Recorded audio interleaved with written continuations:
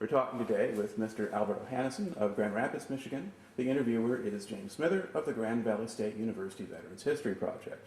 Now, Mr. Ohanesian, can you start by telling us a little bit about your own personal background? To begin with, where and when were you born? Well, I was born in Grand Rapids, October 27, 1924, with immigrant parents. My father came here I think in 1909 or 10, something like that, and he liked what he seen here. He went back, married my mother, and they came here on a tramp. In those days, in 1914, they came back here.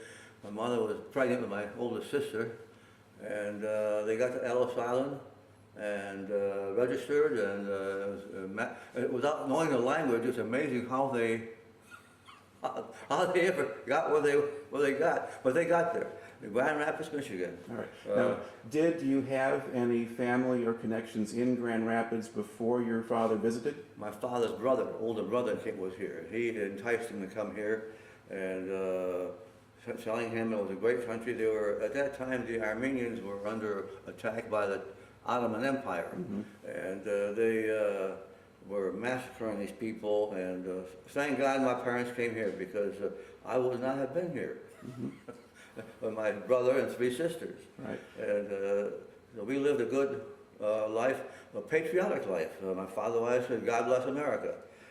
He always instilled that in us, and by God, we were. My brother, he, upon graduation from high school, we graduated together. He lagged a little bit in grade school. I passed him, but he made it up in school and caught me, and we graduated together. He enlisted. Good for him. I was still 17 when I graduated, but on my 18th birthday in October of 42, I got my draft papers in November. All right. I would like to back up a little bit and fill in a little bit more of your family background. What kind of work did your father do? He was in the concession business. At that time he was a horse and wagon. He used to go to the county fairs and peddle popcorn and ice cream cones. And it was a living. In those days, the living was rather, you either work in a furniture factory, or underpaid, or he mentioned some name of Pulaski Furniture Company, something like that on the west side. And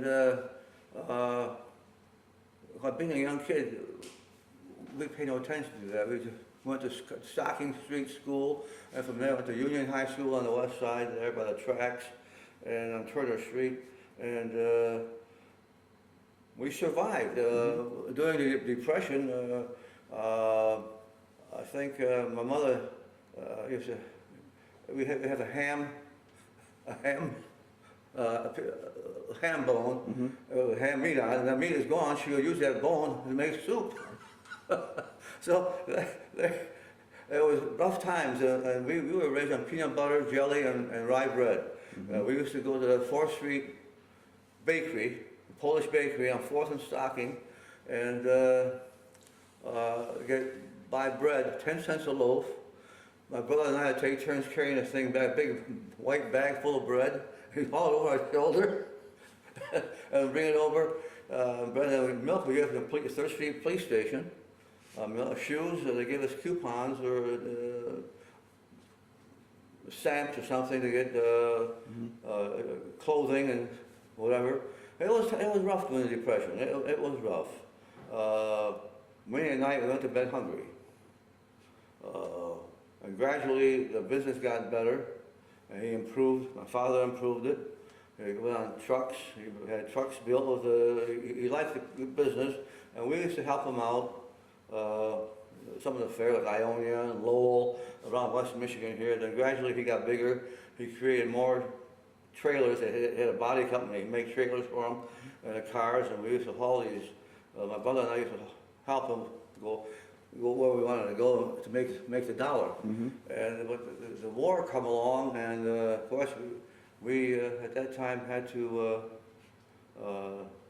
register. Right. Now, do you remember when you heard about Pearl Harbor? Oh yeah, it was a Sunday afternoon. I had a date with a nice little chick, and I took it to a movie, and we had a hot dog and a root beer, I guess, somewhere. And it was about 4 or 5 in the afternoon. I had the radio on in the car, and Pearl Harbor got attacked, and it was a blow. It was a blow. To this day, I will not. It's hard to say this. I would not buy a Japanese vehicle or a German vehicle.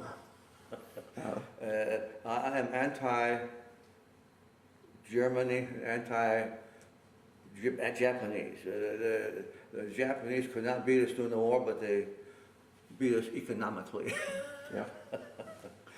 But I still will buy American-made cars, even though some of the sub-parts are made in overseas. You don't know. Today's a cosmopolitan world, and we just don't know what's going on anymore. Right. The average John Doe like myself, we don't know nothing anymore. Our people in Washington don't know much either. When I look at it, but I can go back to my father. He always would say, "God bless America." Thanksgiving or Christmas, the family get together, and a great country. So we were instilled with that patriotic with my father and mother. Right. And that kind of brings us back to the point where you receive your draft notice late 42, and then where did you report first? I went to Kalamazoo Induction Center, and then from there we went to Camp Grant, Illinois. Then from Camp Grant they sent us to various places in the country. They shipped me to Missouri, Fort Leonard Wood, Missouri, 75th Infantry Division. That's the last thing I wanted to do. I wanted to be a fighter pilot. But doing basic training, which was, for me, being just 18 years old, was pretty tough.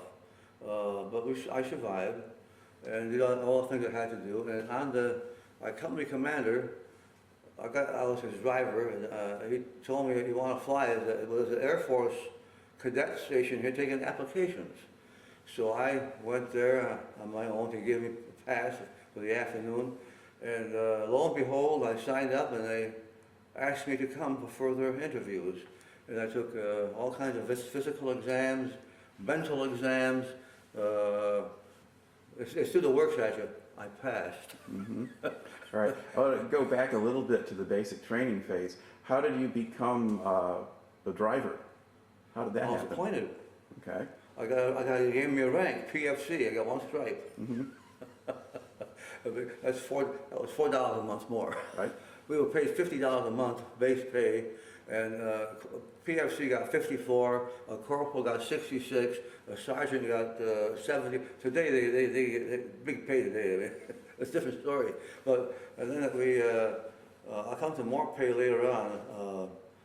Once you get to advanced infantry, you get a badge, infantry badge. Then you go overseas, they give you an infantry badge with a wreath and a plate on a rifle. They give you $10 a month for combat. $10 a month. All right. Basically, somebody just told you one day, okay, you're going to go be the commander's driver? Yeah.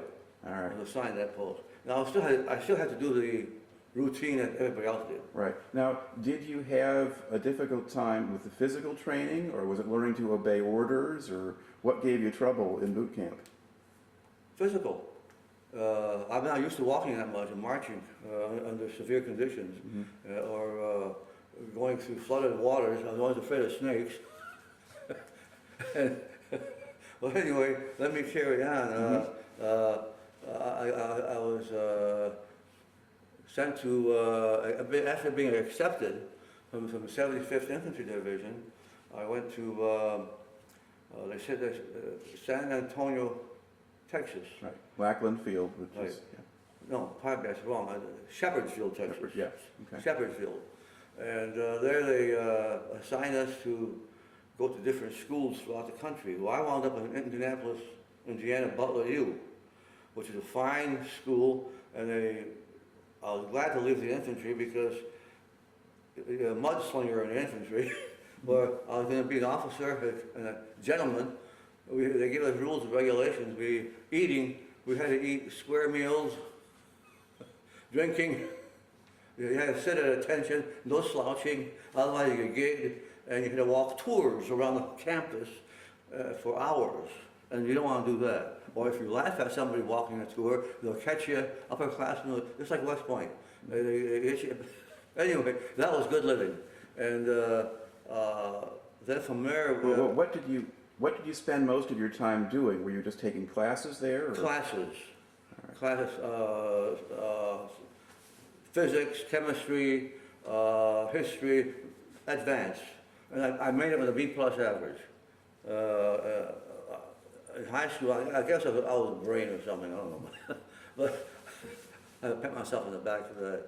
But upon graduation, we received letters or telegrams. General Hap Arnold, Army Air Force General, all previous men who have had previous ground troops training should go back to similar units.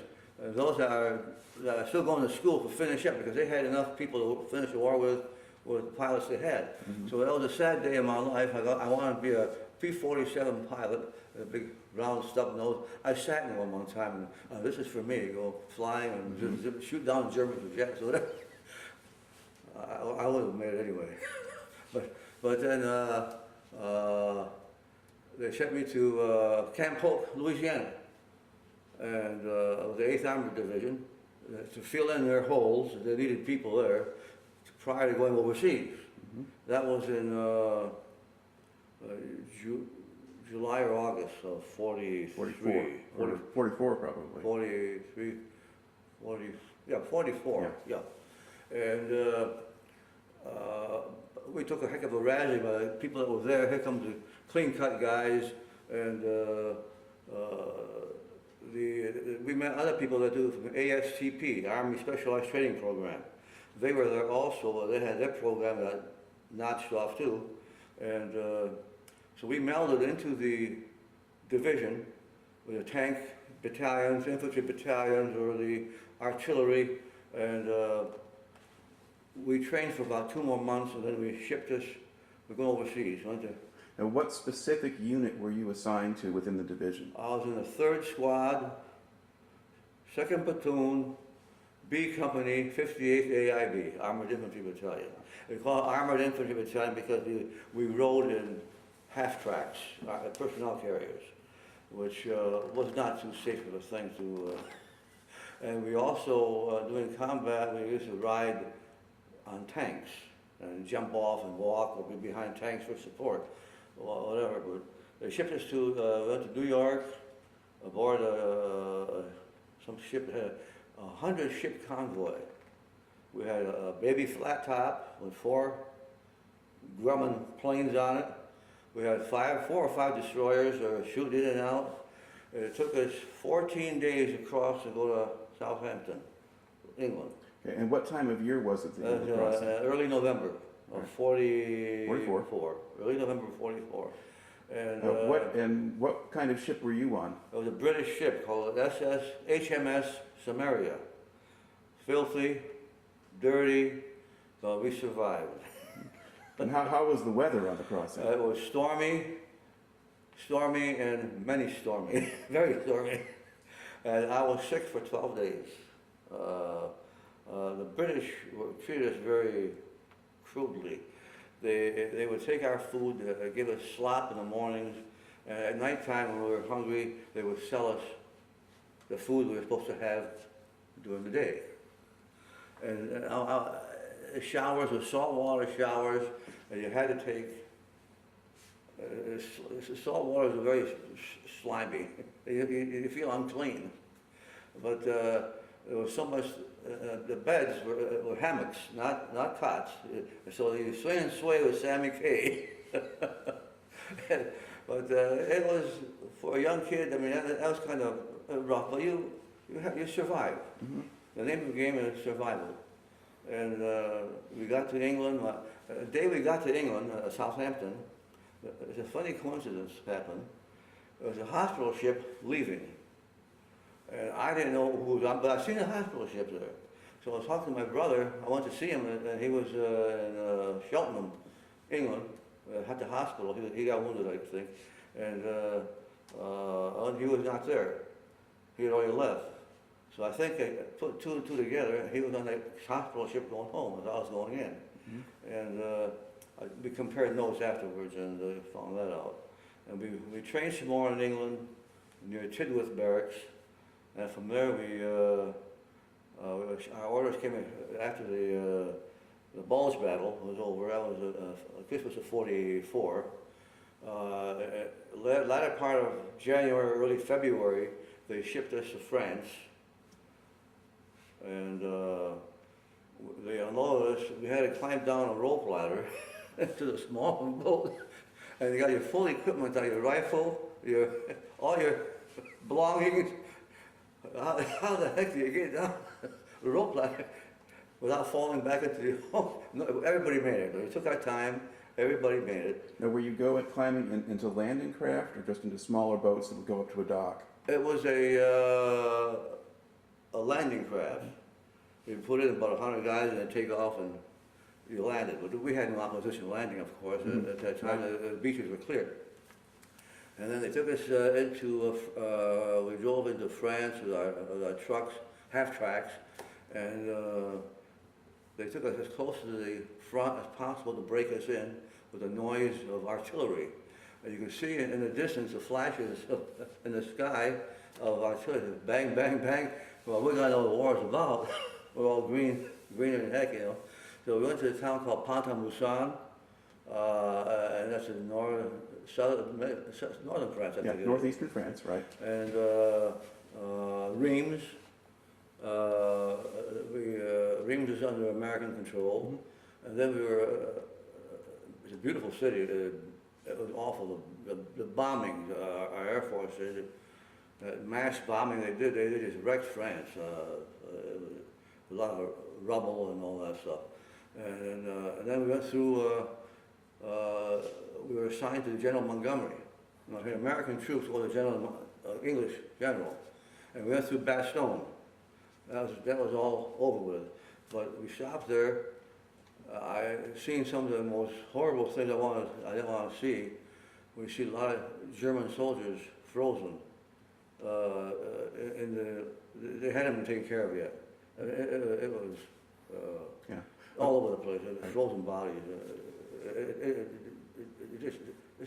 Right. According to your unit history, you got to France about the 5th of January, went to Pont-à-Mousson, and around the 22nd or so, you're moving north and going up to join Montgomery. So that would have been late January '45. Yeah. It was a very cold winter, and those bodies were still there weeks after those men had been killed. We got to our assigned area with General Montgomery, and we relieved a bunch of British paratroopers. And these guys, it was cold, it was snowing, we were freezing out there, and these people had no care. We found out that they had to have a cup of tea before they left. And they had their tea at 4 o'clock. At 6 o'clock in the evening, they moved out, we moved in to hold the line against the German forces. And they were there for quite a while, but we get there, 2 days later, we're on the attack. So we had a colonel from General Patton's 3rd Army come over and, being a bunch of rookies, give us a pep talk. He said, we gotta go through these woods, he called it the hiding woods. And we're gonna have tank support, and we're gonna fix bayonets, and we're gonna charge. I'm not here. Charge what? I haven't killed anybody yet. I may have killed myself. But our tank hit a landmine, so it couldn't go anymore. About that time, our sergeant assigned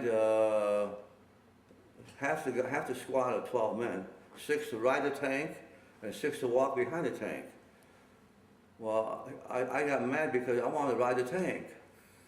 He said, no, Al, you stay down there. So our tank got hit. All of a sudden, I seen bodies falling all over the place. And everybody on that tank got killed or wounded. One guy had a bullet through his cheek. One guy had his fingers split. Our squad leader had I hate to say it, had a head and brains. icky looking. And a couple other guys got shot in the hand. One guy got shot right here, through the hand here. So we lost about 6 or 7 men right there, that squad of 12. But we still had to go on. We started running. We were scared. We went for our life. We overran the German positions. Now, can you imagine, 3 or 4 guys left over. We had backup support too. The other squad was behind us. They joined us in the charge. And if you're a German soldier with a machine gun and you see knives coming at you, there's a split second where you're, what the heck is going on here? And we overran them. We took 4 or 5 prisoners. And they gave up like that there, and we stayed there for a couple of days, regrouping. Okay. Did you get a good look at the Germans that you captured? No. Okay. Later on I did. I didn't want to see them because we were still firing bullets in our M1s, and my M1 jammed. When you rapid fire M1, there's 8 bullets in that clip. I went through 4 or 5 clips, rapid fire, and my rifle jammed because that was a characteristic of the M1 rifle. It would jam after a while. And there's a tool in the back end of it that you take out, get the cartridge out and all that. And by that time it could be a dead duck. Right. So one of the guys that fell down, I take my rifle. So I just switched. We made it. Now our squad was decimated to 2 or 3 men, I think it was. And so we waited, we called for replacements, we call it repo depot. Replacements came, we got full squad again, and then come the promotions. Our sergeant was killed, our second command, he was wounded, so we needed leadership in our squad. So they got, who wants to be the sergeant? Not I. I read books about the Japs and the Germans at that time where the stripes and bars are the first to go. So I didn't want no part of that. And I was asked, I said, no, I don't want to lead, I'll follow. I don't want to lead. That's not my bag. And so we had a good guy for a squad leader, Ray Ross. In fact, he wrote a book about our escapades. And I got one at home. I should have brought it with me. But anyway, from there we went to, we had some minor skirmishes in Holland. We secured Roermond, Holland, and the, what other town was there? Maastricht. The Dutch people were very friendly to us. At Lynn, Holland, there, when we went back in 2000, we went to the Heidi Woods, and we went to the Dutch home. We found out that was the aid station, and there was a lady there in the late 70s or early 80s. She remembered, her home was the aid station, and she remembered the soldiers, blood all over them, coming over there, the dead ones they laid down, and the wounded ones they took care of, and very kind people. She had an immaculate house, and we took our shoes off if we walked in. She no, don't. I said, no, immaculate. But then from there we went to, we fought our way to Griffrath near the Rhine River. And we sat there for about a week, regrouping, and then orders came for the push. Well, now, our general, General Devine, our commanding general, didn't like the idea of being under British command. So they shipped us to a new command, General Simpson, who was commander of the 9th Army Group, which was formed as about 14 or 15 divisions, about 100,000 men or so, to did a final push in the Ruhr. We were assigned the Ruhr pocket, and called the industrial Ruhr. And there at Dortmund, town of Dortmund, the industrial town, we were always fighting the 116th German Panzer Division. It seemed that they were always in our way, and they put up a good fight. Artillery it's so what do you call artillery coming in? Nauseating. it's brain degrading, scary. We were a town of, we crossed the Rhine River, and 2 German airplanes come flying over us. They didn't shoot no bullets or drop any bombs. But the funny thing happened, we all got our blankets and covered us. They figured the blankets would protect us. No, they won't protect you. But they did fire, I think they were reconnaissance. And from there we went to near like cathedral town, doggone it. No. Cologne is the most Cologne. famous. Okay. Cologne. And that was all in rubble. I mean, it was terrible. And then we went to a little town called Kirchhellen, nearby there. And somehow or another, the Germans zeroed us in. We were going through this town, and there's an open farmland here, and the city was over here. We were on this road here. I don't know which direction we were going. But I was sitting in front with the squad leader and the driver, and we had a bulldozer tank in front of us to clear landmines. And all of a sudden, the artillery started coming. I mean, screaming mimes, that's demoralizing. That's the German rocket launchers. Rocket, Yeah. screaming at you, they're screaming, oh my, one after the other, oh. And the tank, the bulldozer tank got knocked out, and our half-track, finally, our driver was going back and forth to evade following the shell. He followed us all the time. Finally, he nailed it, the 88s nailed us with an overhead burst. That's a timing burst of artillery shell bursting before it lands. And it landed more or less on the back end, where a couple of guys got killed, and we abandoned half-track. Classy said, get the heck out. So we ran to the nearest farmhouse. As I was running there, I heard somebody hollering, I'm hit, help me, help me. And it was my good friend Tony from Cleveland. Oh my God, what happened? I stopped, I went back. Now the half-track's on fire, and the dead bodies are there. Tony is sitting down and has slumped down. I said, where are you hit, Tony? Look, I got blood all over me. I felt the blood, and the canteen got hit also. It was full of wine. You dummy, it's wine, it's not blood, but he did get hit in the shoulder.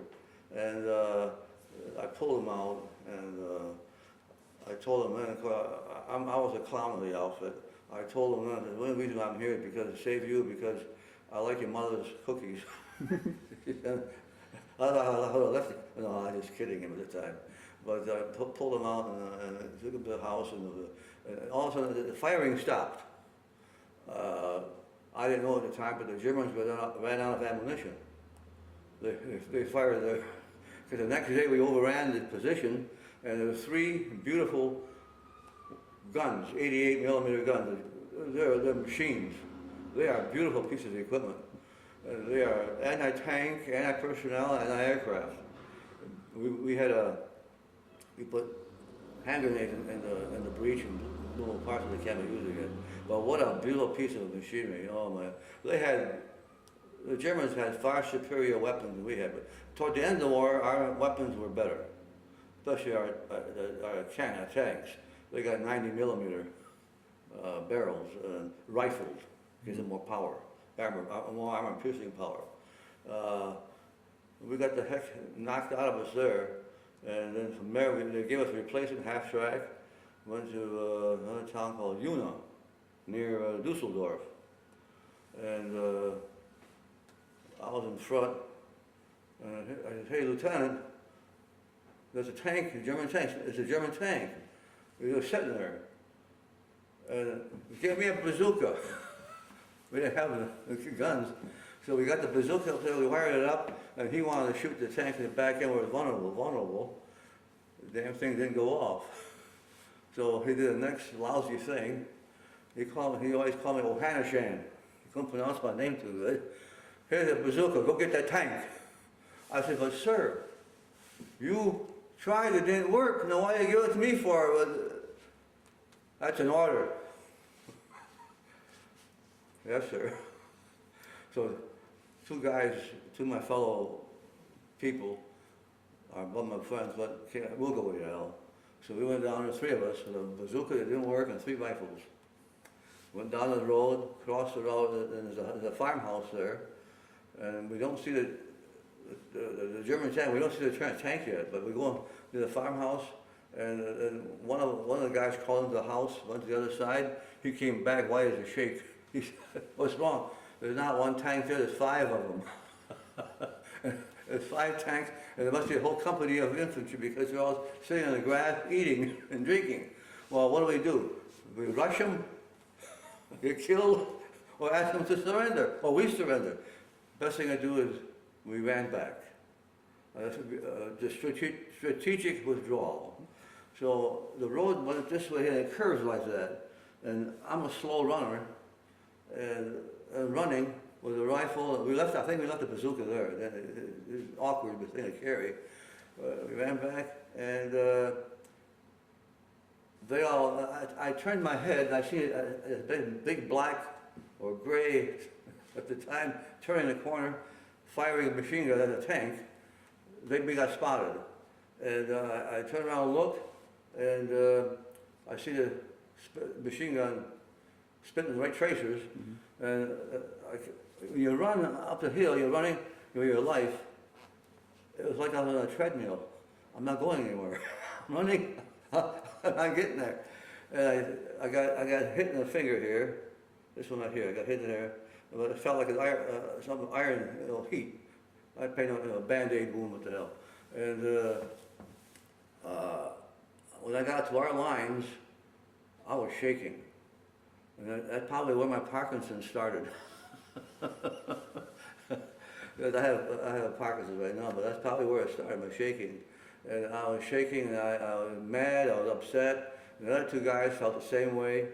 So we just sat in the house, occupied the home, and they called for our commander, our captain, called for air support, and we had the boys outside saw a sideshow. The P-47s came over and dive bombed the tanks, machine gunned the soldiers, and they would not surrender. They died. What a foolish war it is. I could never understand that.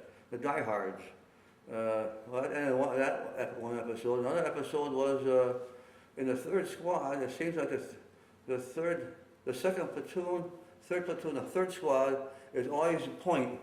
I told our captain one time, why is that? Well, that goes back to Civil War days. The 3rd squad is always a point, and why am I always leading? Well, my commander was half Armenian and half Assyrian. We called him Blackie, because he's dark like me and all that. But I said, you can handle it. So I'm the front guy, and 2 guys came with me again, and we got ahead of our battalion quite a ways. We started walking on this country road, and down the road we seen 2 or 3 German soldiers running away down for a house. They ran to this farmhouse, and we got there and said, oh my God. We started hearing safeties going off, and the machine guns, the bolts going click, click, click, click, and oh, we're dead ducks. So we ran to a ditch. And we started talking to these guys in a little bit of broken German that we knew. Kamerad, kommen Sie hier, American Panzer ist kommen, is coming. And you could hear the rattle of the tanks. You can hear them a couple hundred yards away. And they didn't shoot, and we didn't shoot. It was a stalemate. So what I did, I got fed up with it, and I said, I gotta do something, what the hell. So I took my helmet off. I keep a white handkerchief in there. I took it out, waved it, and I had my rifle in the shoulder position. It was not in the shooting position, on my shoulder. I waved the handkerchief. I stood there in the middle of the road. Finally, 3 guys come out. They couldn't speak English. I can't speak German. Hans am Hof, I told them. No, you. No, 9-9.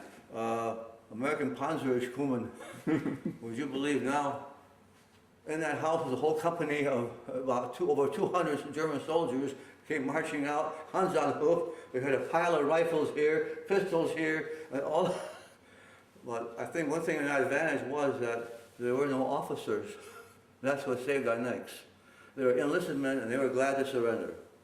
And we got a pat on the back from our company commander. Hey, good going, guys.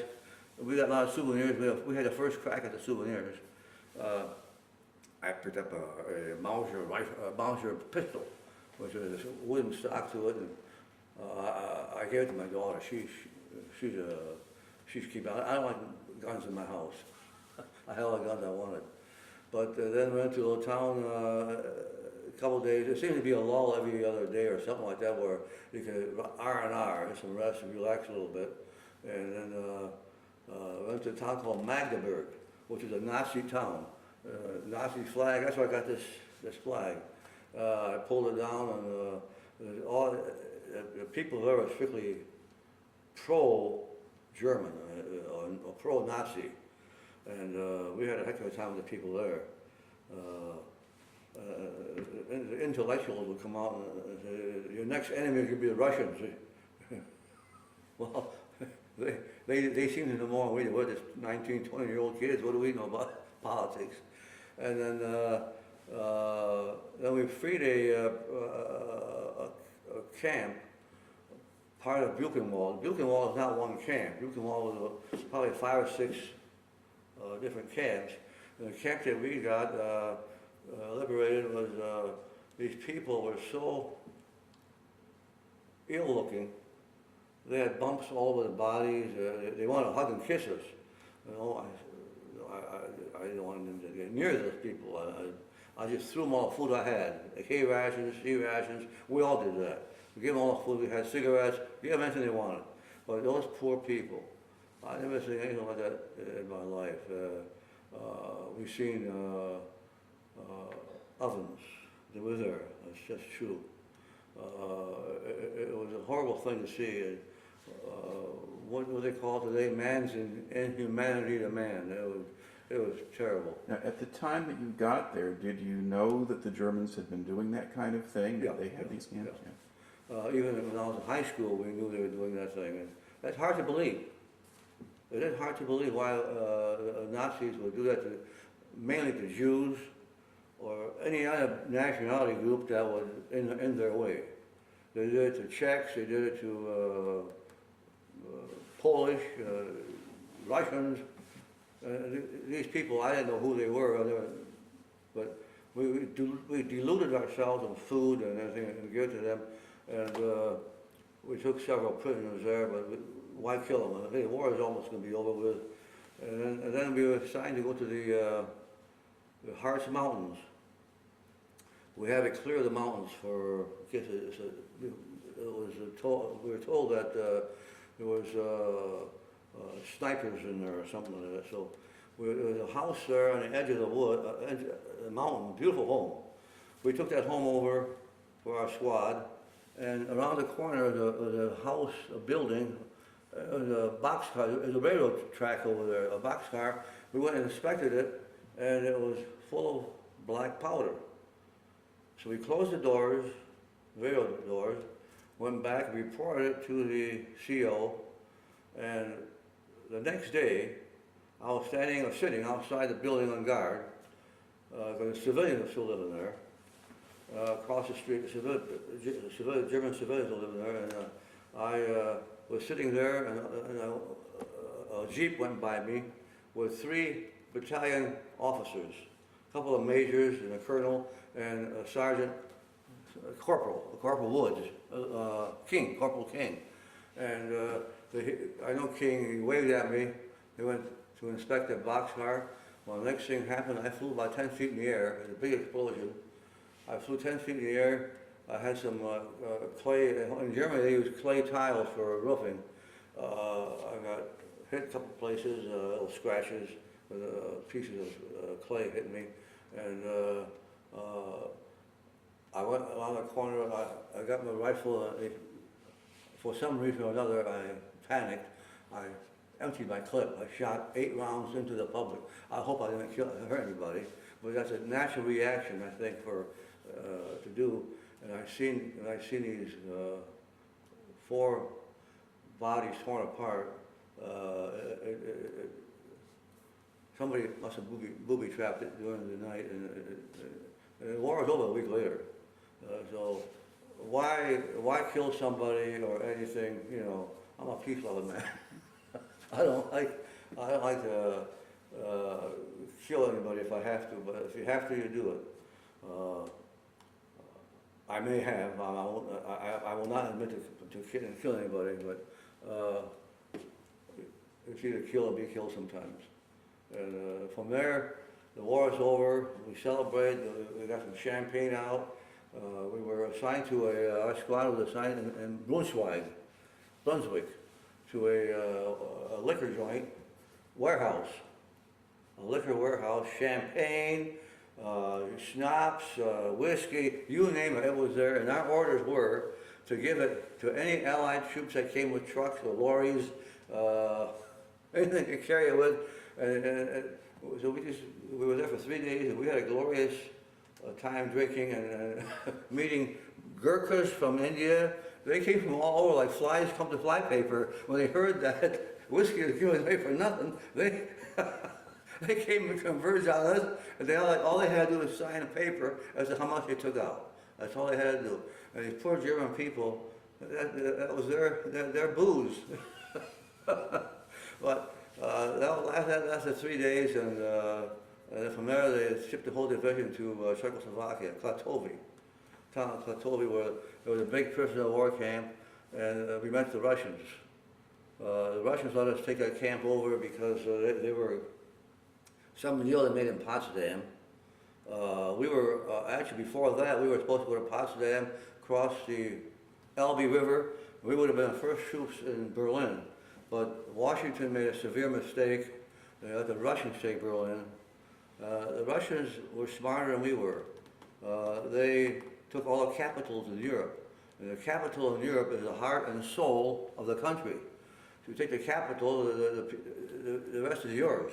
We Americans, somehow or another, the communists convinced Harry Truman, Uncle Joe Stalin, is a favorite uncle. let the Russians take it. So we had to hold back and let the Russians take Berlin. We had cigarettes, chocolate bars. We had everything to pass out to the kids.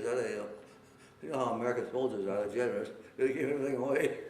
And so we went to Pilsen and Klatovy, and we were there about 2 weeks. And then we went to the war was over May 8th and 9th, I think it was, and they shipped us to a cigarette camp in France, preparatory to go to Japan. We were close to Marseille. It was Camp Lucky Strike, and there we heard the A-bomb drop. And thank God, the war is finally over. The Japs gave up. It was a heck of a way to end the war, but if it hadn't ended, it would have cost us at least 1 million lives trying to get to mainland of Japan. Because those Japanese fought like vicious, like animals. They don't give up. You have to kill them or fire them up or burn them up. And I came home, and in the meantime, I was married. I got married on a furlough to a nice young lady, and we had a son.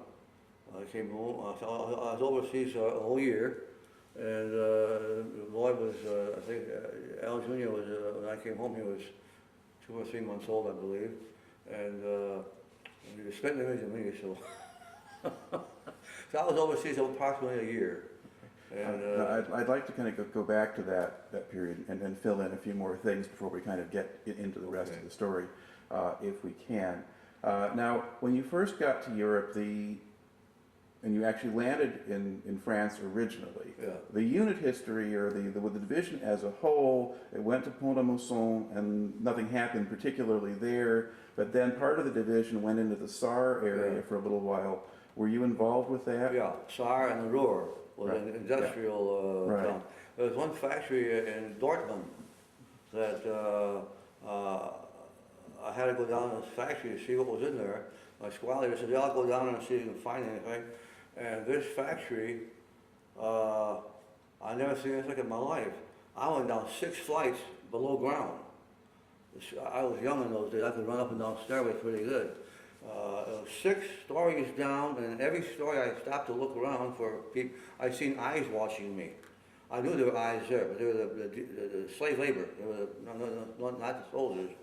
And it's amazing what the Germans did with the equipment. They had machinery, lathes, all kinds of drill presses, acres of it. Every floor had something, and that is how they built all their equipment. And it was not on top; it was below ground. Right. And Dortmund and another one, Dorsten. They had factories, underground factories. Fantastic. Those people were well prepared. If they weren't fighting the Russians, they would have knocked the hell out of us easily.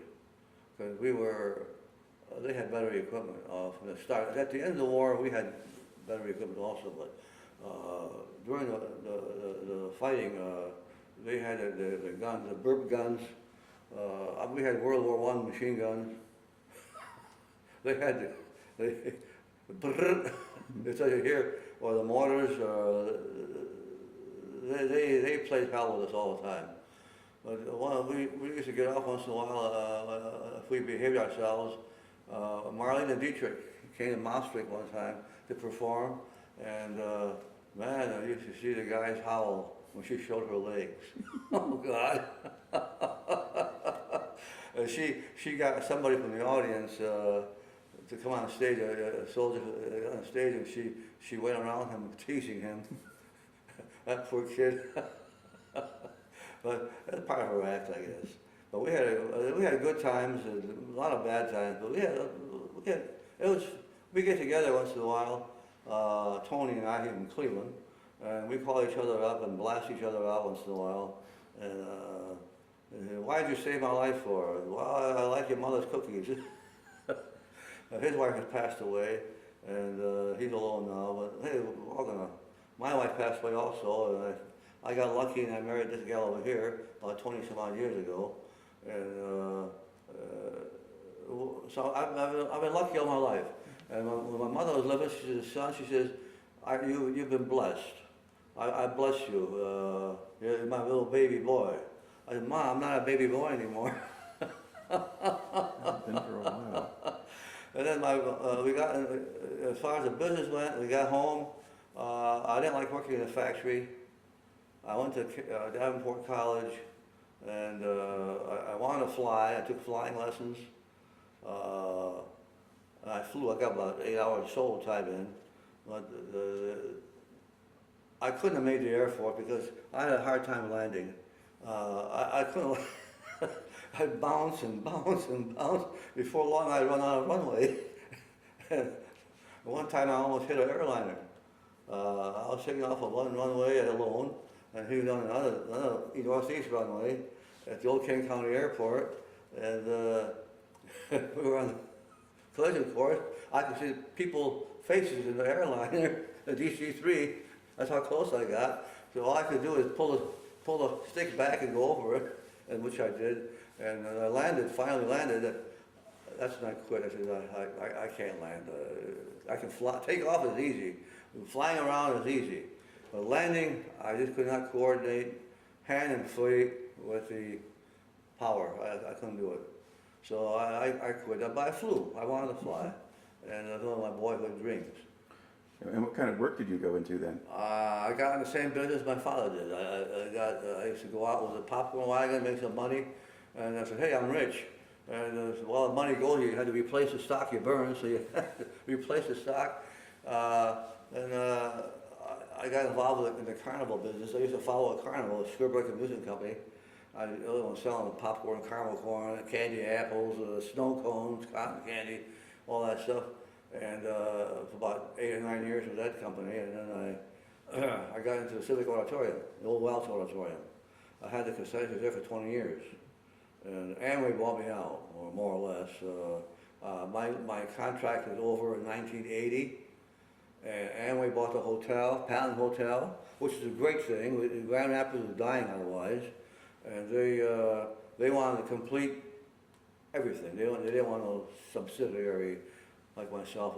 I was a favorite son. I could. My lawyer says, "Al, you've been there 20 years. It's time to quit." I said, "Okay." I was ready to quit anyway. I had enough of it. It's a rat race. You got to work. I never had time to enjoy myself and to go on trips or anything. There's always something always going on. You got to serve coffee. You got to do this. Small things or large conventions. Coke, popcorn, hot dogs, crap. I was doing Golden Girls one time. I think we sold over 1,000 hot dogs. At that time, things were cheap. If they buy a hot dog, they buy a Coke also. So yeah, it's expensive today. It's very expensive today. A hot dog costs you $4. A box of popcorn in a theater costs you $4.50. I mean, it's ridiculous. But I quit the business, a fair business, in about 1985, I think it was. 5 years after my demise from the downtown area, I quit the business. I sold everything. And my one daughter wanted part of the business, so she likes it. She still likes it. She's a school teacher now, but still she likes a little sideline and something to keep herself busy. She wants to keep the family tradition, whatever you want to call it, making good caramel corn with peanuts in it. All right. Again, I want to kind of take advantage of different things that you remember here out of this, out of the wartime story. Aside from the people in Magdeburg, who you said were very strongly kind of still pro-Nazi and that kind of thing, did you have much contact with any of the other German civilians as you were traveling through Germany? And not too much. Magdeburg was the only place where we had German civilians. They were professors at the college, university, and they were intellect. What the heck does a 19, 20-year-old kid know about intellect, you know? But they could speak English, so yeah, they could come and talk to you. They could speak English pretty good, converse. And the next major war will be Russia and the United States. Why are you talking about war for? The war is over. Let's get together here. All right. When you got down to Czechoslovakia, did you see any of the locals there, or? We seen Russians there. Mm-hmm. They had wristwatches up to here. They robbed the public. Yeah. They're crude and rude and no class. They were idiots. I call them idiots, but they can fight. They're not afraid to fight. The Czechs, we were leaving that area one day. The Czechs threw us a dance. Because we were nice to the Czech people there. They liked us. Hey, the war is over, why be enemies? And some Russian soldiers come by, they wanted to crash the dance. And we almost came to a wild fight over there, but it cooled off. And they were not invited. They stayed here, we were here, and the Czechs were in the middle. So we went to the dance, the goodbye dance and all that, and a farewell. And well, the Russians wanted to crash it. I got amazed. Hey, American! All right. Now you said when you went to Czechoslovakia, you took over a prisoner of war camp. Yeah. Were those German prisoners there? German prisoners, yeah. Okay. Now, from what you saw of the German prisoners, either that first group that you took prisoner yourself or the ones in this camp, how would you describe them? Were they older, younger, good shape, bad shape? We weren't that close to, we were in a tower with a machine gun, and not to let any of them escape, because they had a fence around them. And they had their own classes.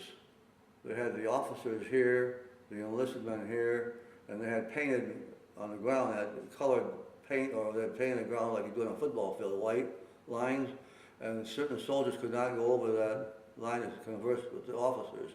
They kept them segregated. But we never got in the camp itself to talk to anybody. Now what about the group of guys who surrendered to you? Because you had to march them out. I never saw them again. At one time, when we went cross country one time, a couple of German soldiers gave up. Their hands were like this here. They gave up. They kept running. They were sweaty. They were in real bad shape. They went back double time. Went back. I hate to say this, but I heard a couple of pops going. So somebody back there killed them. Why, I have no idea. But I heard the noise. I said, what the hell's going on here? The guys quit. They quit. Let them live. What the heck? You know, they got a life, maybe a family at home or something. They quit. It's wartime, but still, the American Army is great. But we got, I would say, a few percentage of them are animals yet. I mean, the thinking is idiotic. Like in Bastogne, we've seen all these frozen German soldiers. A couple of guys dug some of them out, and they had in the uniform, and they stood them up and started playing with them. They stabbed them with a bayonet. I mean, hey, the body is dead. Why do those things? But these guys were. I'll tell you what happened. In Ormond and Lynn, when we were going to the Heidi Woods, these two guys that did that got killed right away. So maybe somebody upstairs took care of them for being a bad thing. You know, it has its bad parts and good parts. I hate to talk about it, but it happened. Yeah. Sometimes we're just as bad as the so-called enemy. Well, I'm glad I'm here. You got through all of it. Now, what did you earn your Bronze Star for? I think I got it for saving Tony out of the half track. They mailed it to me. My records, most of the records got burned in St. Louis at a fire. And Tony sent letters to the in Washington or St. Louis about he wanted to why else should have a Bronze Star or whatever you want to give him. So they mailed me a Silver Star, a letter saying you're most deserving, blah blah blah blah. Doesn't mean nothing. It's a piece of metal. I'm proud of it. There, it's right here. Nice little case. Yep. Just kind of. There you go for anyone doubting the account. And my name is the back of it too. Nobody can take it away from me. Right. All right. To look back on the whole experience now, what effect do you think your time in the Army wound up having on you? Were you a different person when you came out than you went in, or did you learn anything in the process? I was very nervous. These little things would bother me. It took me, in fact today, 65 years ago, today, all these years, 65 years, I don't believe there's a day that goes by that doesn't remind me of something that happened. Something my wife will say something or hear something on the TV. I was there. I seen that. Just the other day we were watching a movie about what the heck was it? About something in some country. I was there. I was on that bridge, reminding you of it. And it was, every day something happens where I think of what could have been. I could have been killed so many times, but like I said, I've been blessed with my mother. Because my brother, he would say the same thing too. I've been blessed too. Well, he got hit in the leg somewhere, and I never seen his wound. Well, he got his wounded. I went to see him in the hospital in England, right. And he was gone. So he flew the coop, and well, like I said before, we got our stories together, and he was on a Red Cross ship coming home. I came home in Grand Silo. I came home on Queen Mary, the old Queen Mary. And we hit New York Harbor, and fire ships with water hoses going up, and this band, Tommy Dorsey's band was at the dock. Martha Ray was singing, Big Mouth. And Ziggy Alman was blowing the trumpet. And we love to hear American music. So the trip back was a lot better than the 4 trip over? days. 4 days. 14 across. That was horrible. Yeah. Horrible. we were welcomed royally back home. They gave us a good welcome home. And then when you got there, did they process you through one of the camps? They processed us. I went back to Camp Grant, Illinois, and from there they gave me a 45-day furlough. I was home for 45 days, and then I went back. I got kicked out. Got your formal discharge. Discharge. Right. If I had any gripes with the Army, I had to say it then or forever hold my peace. And did anybody suggest to you that you sign up for the reserves or anything like that? Oh yeah. I said to the captain, I have no desire to further my military equipment. I've had it. I don't care to go anywhere. Excuse me. I don't care to go anywhere anymore. I want to stay home. All right. Now, you mentioned there's sort of things that kind of come back to you a lot. Are there any particular incidents or memories that come back a lot that you haven't included in the story yet? Or at least that you're willing to talk about? Gosh, I think I've... when we were in Holland, we used to stay at we visited that place in 2000, the Nunnery. And that was our headquarters there before we went to near Lynn in Holland, Netherlands. The German buzz bombs, you see them flying over, the V1s. They flew like an airplane, unmanned. They flew, we could see them. And when the motor stopped, that is where they landed and hit. The earth shook. And so being religious, we allowed the guy went to the local church over there, and we just sat there that night. Another one came over. Okay. At this point, you finished up the tape. Well, okay. Now, you were talking about an incident when you were in the Netherlands and you're a convent and German buzz bombs started to come down and hit. And you said that the first one came down and everybody was kind of stunned, but then did more come in after? More came in. 2 or 3 of them came in simultaneously, about 5 minutes after each other. One came in and the earth shook. Oh my God! We all went to the local church there, Catholic, Protestant, Jewish. You don't know who you are. You look for shelter. You pray. Hope nothing hits around here. Another one, can you hear it? And you can go outside and look at it. It says to get inside somewhere, so you can land nearby. The earth. I mean, it just, oh my God, horrible. And after that came the V2s, which are twice as fast. You couldn't see them. They were so fast, like a bullet. They had that rocket going pretty good. And then that's a movie we watched. The British Air Force found out they had spies infiltrated with they showed them in that movie how the V1s were made and how they shipped them out. They bombed the hell out of it and destroyed the whole thing. So, I think the British had spies in the Nazi outfit there, and they demolished it. And maybe it was a different way or something, but Hollywood used it a different angle, make it more popular or something. But they destroyed it. The Allies destroyed it. Either we did or the British Air Force took care of it. The name of the town was Panjuman or... Well, Peenemünde was one of them. Peenemünde, that's it. I can't pronounce it. And that was, I think, where they were doing some of the rocket research there, among other things. Yeah. The bombs destroyed the whole thing. Thank goodness. Otherwise, it would have been devastating. Yeah. And then in London, we were in London on a 3-day pass prior to going to France. That poor town, blocks and blocks and blocks of rubble, nothing left. Big Ben was still there. The Tower of London was still there.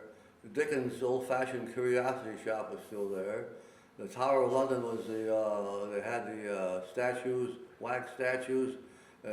Quite interesting how and a stretching machine they put, in the old time they would put you up and a stretching machine would stretch the heck out of you, come clean or it would cut you in half.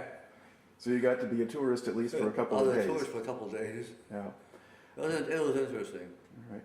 Now you mentioned as you're traveling through France, you went through the town of Saint-Lô in Normandy where there'd been a lot of fighting. Yeah. Was that still in pretty bad shape when you went through it? It was rubble. It was rubble. Nothing had been done yet. Bastogne, from Bremen to Bastogne, that was rubble. And we stayed there outside of Bastogne for about a day or two to go into Pont-à-Mousson. But then went to Metz. Metz, they gave us new uniforms or new underwear but it was still winter time. And, it's hard to keep clean in the winter time. It's cold outside, and you find a little house and you build a fire to keep warm. And it was rough. We dig a hole, put some straw in the ground to keep the dampness away from you, and you slept with your boots on. And now, did you have problems with frostbite or trench foot or things like that? we had some trench foot, but I didn't get no frostbite. I haven't heard of anybody getting frostbite. But the day that we had to wait for the British to get out of that lid, we sat there for about 4 or 5 hours waiting. We were freezing our butts off with a big English paratroopers, 6'6", marching out like they won the war. They won the war or something. We had to take their place, and we had an attack 2 days later. Now, you mentioned the Germans, for much of that time, sort of had better equipment than you did.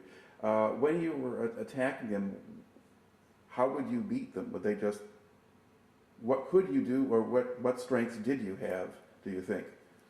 Surprise. Okay. We had American soldiers got more guts than people think. American soldier the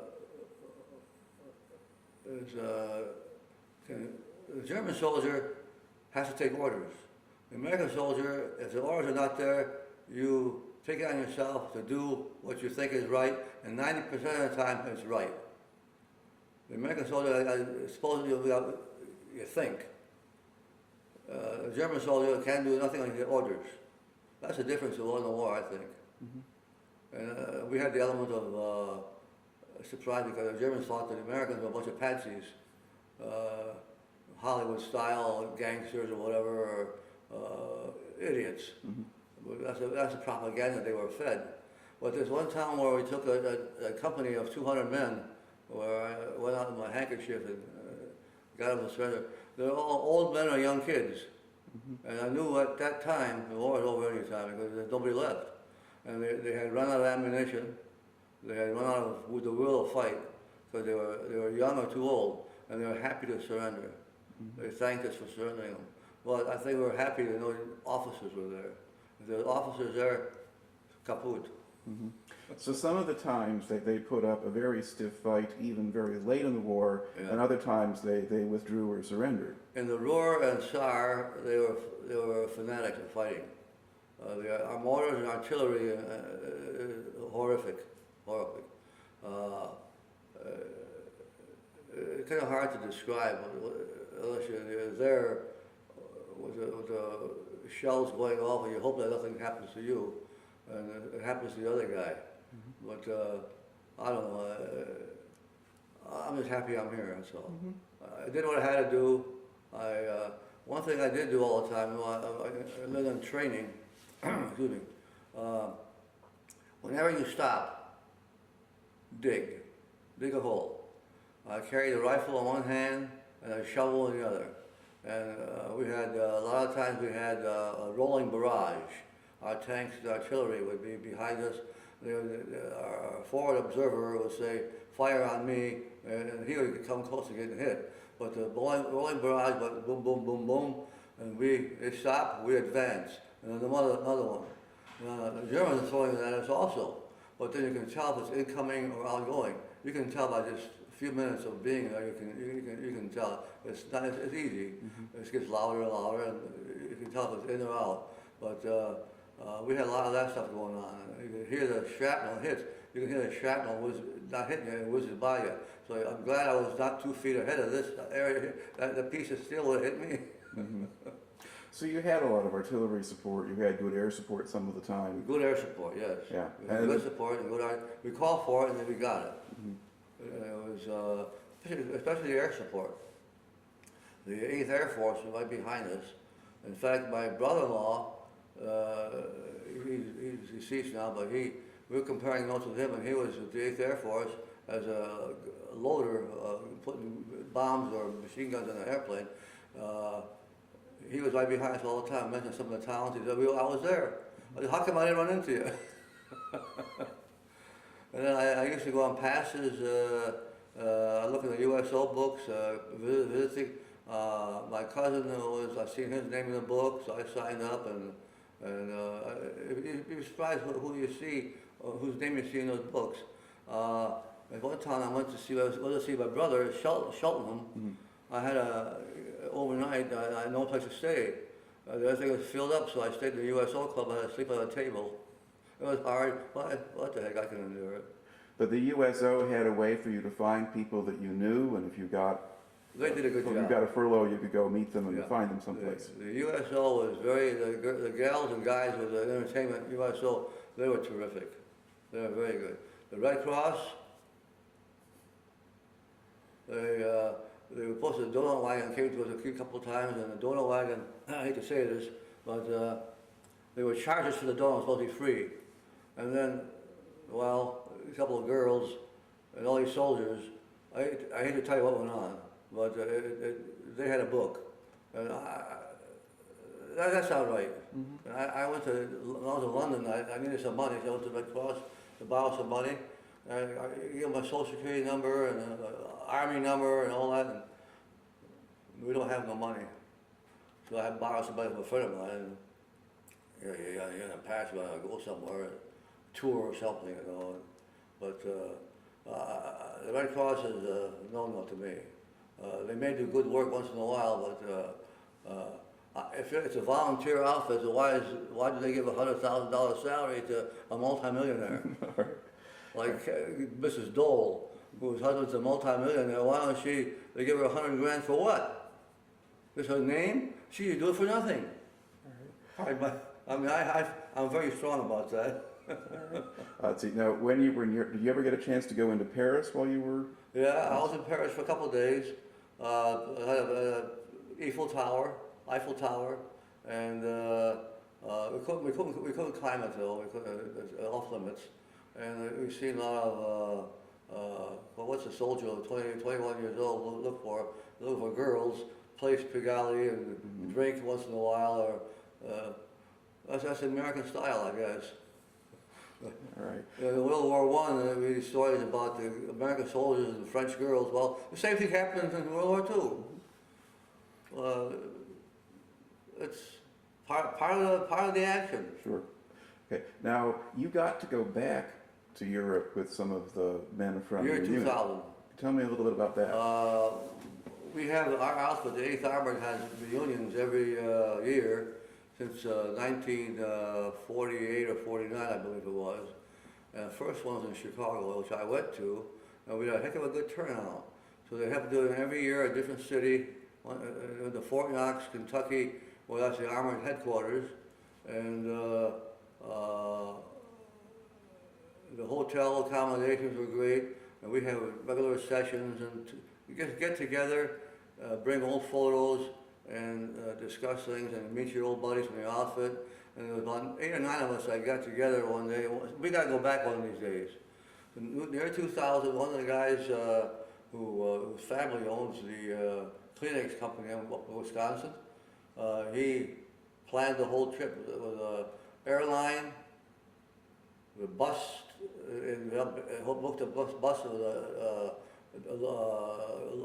what do they call it, a tour director. Yeah. To take us places where we were in Holland and Belgium and Germany. Took care of it all, and so we paid our fee, and we all went on the same plane together with our wives, and we landed in, I think it was Brussels, and they took care of us. Americans are coming, and we had an 8-day trip there. We visited a few cemeteries, and it was sad. I've seen some of the crosses of my friends where I looked them up, and they're all there, and they're still there, I believe, after all these years. And we give tribute to General Patton. He's still there, and a lot of guys that wanted to see their relatives that were laid down. And the Dutch take excellent care of the cemeteries. They're immaculate. They adopted some of the graves, and they put flowers there on their own. And I think that's a wonderful thing. And we visited that Steepletown. Cologne? Cologne. Yeah. That's a hustle bustle city now. And the church, the big spire church of Cologne, inside that thing, they have beautiful stained glass windows. During the war, they told us they took it all out and put them down at the lower level so that the bombs would not destroy the glass. They put them all back in again, and they're all saved. But Cologne is a hustle bustle, and it's a beautiful city. It's a lot of action there, and what was I going to say? We went into further into Germany, but one little place we went to, they knew we were Americans. They don't like us. They would not wait on us. Some of the Germans still have hatred, and as far as I'm concerned, we commit no atrocities. Maybe one or two, somebody else did, some other branch. I don't know. But our group, we were good fellows. We were looking for a good time and do the right thing. Where else did we go in Germany? Right, Cologne, Essen, Aachen. Went to Aachen. Aachen was in rubble also, yeah. And that's rebuilt now. And we had in Belgium, the man there who greeted us at the airport, he's getting all kinds of World War II equipment. He showed us what he collected. He bought an American Sherman tank, a couple of half tracks. He's got all kinds of equipment there, American equipment that he showed us, and they all work. They all work, and he's kept them up. And did you go through Bastogne too? pardon me? Did you go through Bastogne on that Yeah, trip? we went to we stayed overnight in Bastogne for 2 days. In fact, in my brochure here, but the hotel we stayed at, and Bastogne is a pretty big town right now. We have a big memorial there. We climbed a beautiful memorial. You can look out in the north of Bastogne, where the German tanks were coming in. You can see that the land is all flat, and very few hills on the rosy. And you just imagine the airborne and whoever was left there, what agony they went through, and the town is completely rebuilt. It's a beautiful. In fact, it's called Bastonia, not Bastogne. Bastonia is the proper name for it. And in fact, what happened? She left some of her pills home, and she went to the drugstore. They replaced the pills, and they wound up calling a doctor in Grand Rapids from Bastogne to get a subscription. The wonders of electronics, Right. cell phones, the wonders of. They didn't ever get it back, but she got it. And the man, the druggist, was very nice to us in Bastogne and gave us some pills. In fact, the bus driver took her to get the pills. But most of the towns in France, Belgium, and Germany had memorials. And in Germany, they had a lot of memorials of the German soldiers, the uniforms, and American soldiers to the troops. So they had all kinds of relics. And it's a good thing to keep them up because it's good for them to know what happened as well as for us to know what happened. And war it's H-E-double-L. It is. I wish that they'd pull the guys out of that Middle East and come home, because that will never be settled. It will never be settled. Now, my parents came from that area in Armenia. They're Christians. They hate the Turks, the Ottoman Turks. But at the same time, your Arabs are good people. Your certain sects, there's a good Lebanese or Syrians, the people, but it's a 10% or something that are fanatics, and they read the Quran differently. They read it as upside down and backward, but the good Muslims are at peace. The Quran is a peaceful book. I have Muslim friends what's the beef? You got a few bad ones, you got a few bad Catholics too, you got a few bad Episcopalians, you got a few bad Jews, you got a few bad everything. How about this guy who blew up in Oklahoma City? What's his name?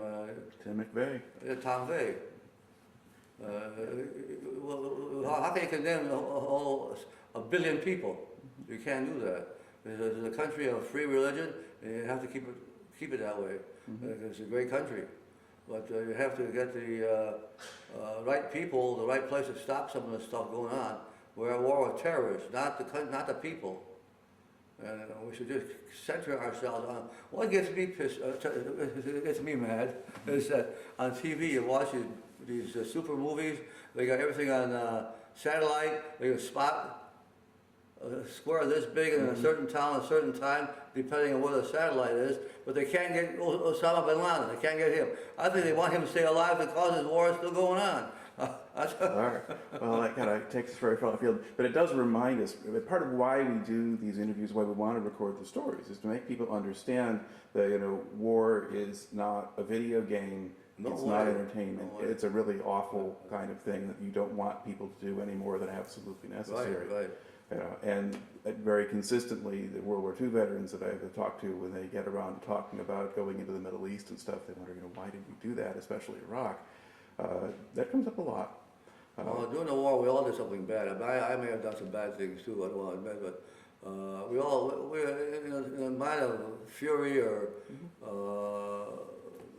you get a little disorientated.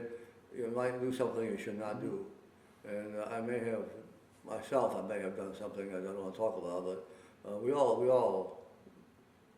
There's anybody. You got something there. You got to alleviate yourself of some of the things that happened to you. But the worst thing that happened to me, I think, was when our lieutenant, he was a battlefield commissioned lieutenant. He was our sergeant in the States, our master sergeant. And he was a platoon sergeant, the leader. He gives me a goddamn bazooka that did not work. And go get that tank. That was an idiotic thing that ever happened to me. How the heck, as lieutenant, how could I take a bazooka that doesn't work and 3 rifles, we're going to knock a tank out? Of course, I swore at him a little bit. He said, "You can be court-martialed." I said, "Well, go ahead." And I took off, went down with the guys and did my duty. And you made the right decision and got yourself back out of there. All right. Well, it makes for a very good story. And I'd just like to thank you for coming in and telling it to me today. Well, thank you for giving me the time. Thank you. Very good. That is a wrap. How do I do, kid?